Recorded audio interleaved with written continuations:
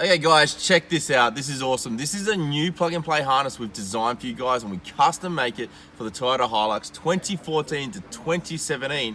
It is a little switch that will allow your reverse camera setup, whether it be factory or our kit that we sell, and it'll allow your camera to turn on at any time. So if you're towing a trailer or a caravan or anything, you can actually see behind you. So really useful, and it is like basically a 5-minute install. We're going to show you the DIY video on how to install this thing, and this is custom made by us. You can't get this anywhere, but we had tons of requests for that, so we thought we'd make it for you guys.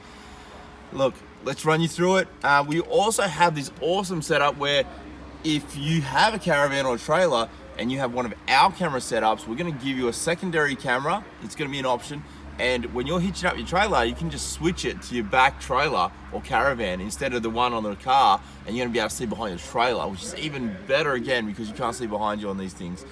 So this should be one of the best things you're gonna buy, but it's so easy to install. It's got a genuine reverse camera switch as well, so really easy. Let's show you how to install it. All right guys, this is how the kit is gonna come. It's gonna suit anything from 2014 to 2017, whether you have this style dash or the later model with the big tablet on the dash. It will work for both of those models, whether it be the factory camera or the aftermarket camera. And it's gonna be so simple to install. We're gonna run you through it right now. It's gonna be that easy. We're gonna use our hands here. You're just gonna pop it off. Now this car here, just if you pop it off and it's got the vent that's actually gonna retain back in the vehicle, you can actually just clip that back on before you push it back in. That's just got to do with the clips on the car, not my install work. But anyway, you got 4 screws, 2 on either side. Basically, if you've installed one of our reverse camera kits, you should be familiar with doing this. If you haven't and you've got a factory deck, this is how easy it is to remove. There you go, just gotta make sure you don't drop these. They are an aluminum, so they aren't magnetic, unfortunately. It's a 10mm socket, otherwise it is a Phillips head screwdriver as well. And you can pull this whole panel off, but there is some air conditioning switches, so it's easier just to lean it forward. You're not going to damage anything, just don't press on anything to scratch your dash, that's all. There you go, there's 2, 3. Let's see if we can get this right side.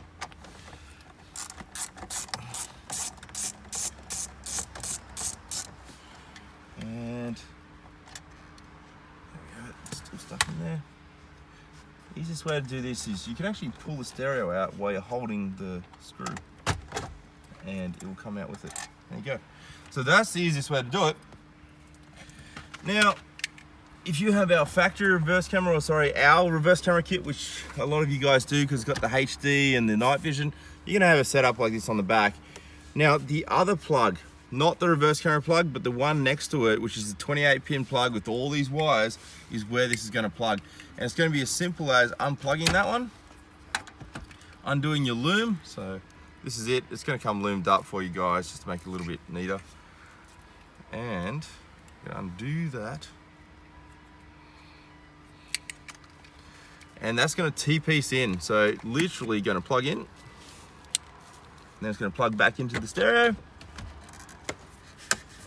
All right, that is virtually the install. Now we just need to put it in a plug location. We're gonna put this directly under the stereo on this car, and we're gonna run it around the back here, just under this little bridge, a little plastic section, just so we can get it through nice and neat without damaging any cables. But look, there's plenty of room on these vehicles. You're not gonna have any issues with that. So we're gonna put that back in, clipped in. And we're gonna put this right down the bottom here. So you can see all these factory switches. I'm gonna pop one of them out and choose where it goes. So you should be able to just stick your hand behind them. You can probably pop them out from the front as well. And there we go, pop it out. Once you pop that out, you'll be able to run a switch down there as well. So this is the plug on the back of it. You're gonna run that out that hole, and that will allow you to just plug in the new switch. So there